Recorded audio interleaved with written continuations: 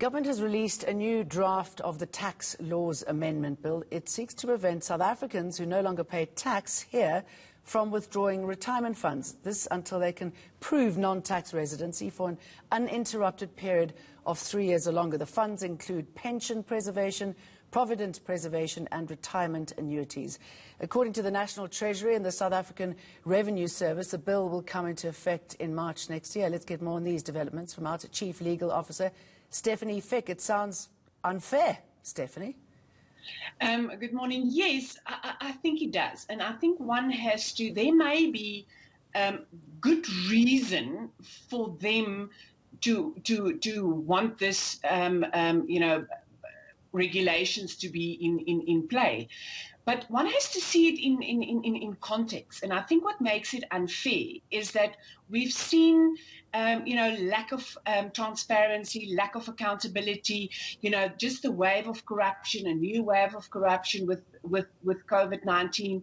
And then, to come back and say, okay, you can't have your, let's say, provident fund for 3 years after you immigrated, just sounds really, really unfair.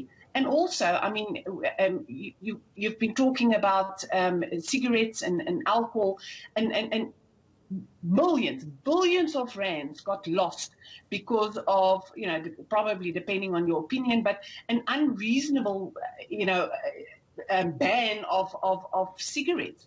The country lost an enormous amount of income.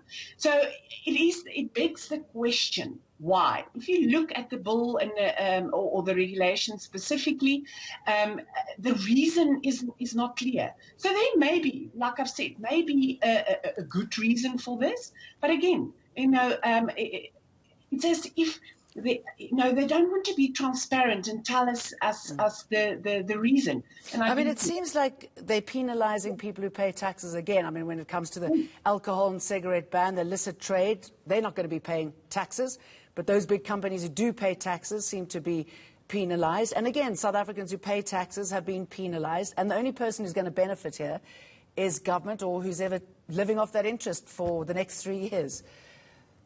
That's correct. I think taxpayers has been burdened. We've been, and I refer to corruption. The effect of corruption, although it does not only have an effect on taxpayers, it has effect on each and everybody in South Africa, because the ability of government to spend money, and to spend money on welfare, to spend money on health, all comes back to their ability to generate their income. But yes, I think taxpayers has been overburdened, and every time it comes, it's as if the duty is on us to just keep on, paying and paying and paying. And there's, they don't show that, okay, we do expect you to pay, but we will take, for example, actions against the people that was responsible for corruption. There's just no accountability. But not only that, it doesn't. You can't see what the benefit is here.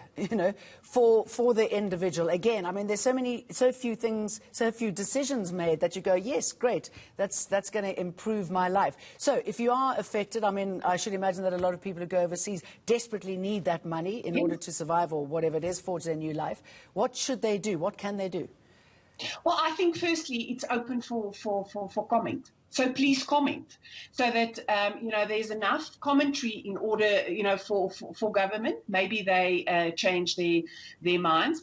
But it's really the only reason for this is, and unfortunately that's where one goes, is that the money should stay in South Africa so that the government can get more money. That also seen in the light that there are talks of dipping into pension funds in order to generate some income. There's a talk of changing Regulation 28, which basically means you can't invest in high risk era. So I again want to say, maybe there is a good enough reason, but because they are not transparent, the only deduction we can make is, again, over the head, taxpayer, you need to pay. We want your money for 3 years if you decide to immigrate.